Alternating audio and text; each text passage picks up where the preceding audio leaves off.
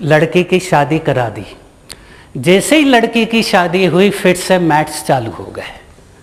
तो उसका क्या था, जो मिशन था वो कंप्लीट करके वो गई। इसीलिए लाइफ में कभी भी हम ये ना कहें मेरा मिशन पूरा हो गया, नहीं तो कहीं ना कहीं हम ट्रबल को इनवाइट कर रहे हैं। भगवान को कहो मैं अभी तो बहुत काम है मेरा, तो भगवान कहेगा ठीक है करते रहे। इसीलिए कहा गया हर व्यक्ति की अपनी कैपेसिटी रहती है किसी भी चीज़ का सामना करने के लिए।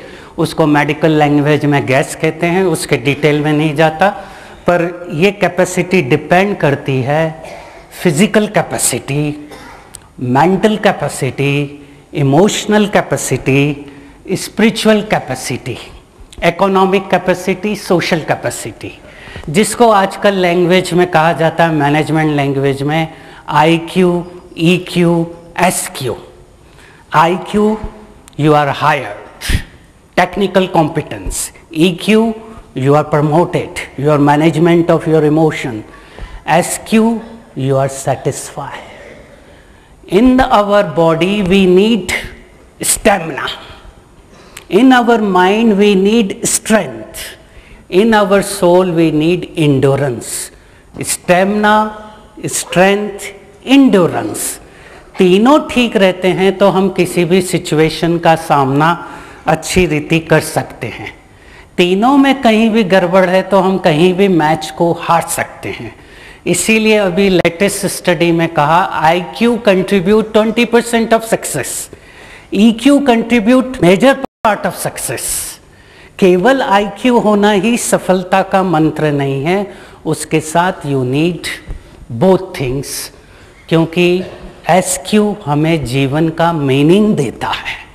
कई लोग के पास बहुत कुछ है, पैसा है, प्रॉपर्टी है, वाइफ है, हस्बैंड है, बच्चे हैं, सब कुछ है, फिर भी वो लोग अपने में अंदर खालीपन फील करते हैं। कई लोगों ने कहा, बोला हम लोग एम्प्टी फील कर रहे हैं। एम्प्टी फील कर रहे हैं यानी कहीं ना कहीं उनका जो मीनिंग ऑफ द लाइफ है वो लैकिंग है।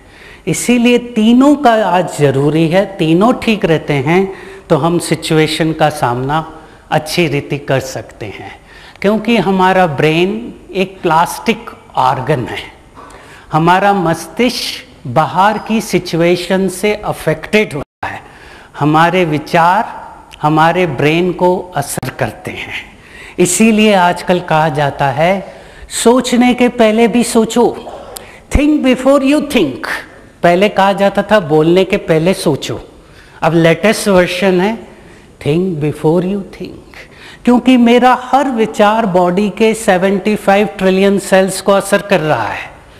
बॉडी मुझे कैसी चाहिए मेरे विचारों के ऊपर है। इसीलिए नॉर्मन विंसेंट पील ने कहा अपनी किताब में, you are what you think, you can if you think you can, यानी आप वही हो जैसा आप सोचते हो।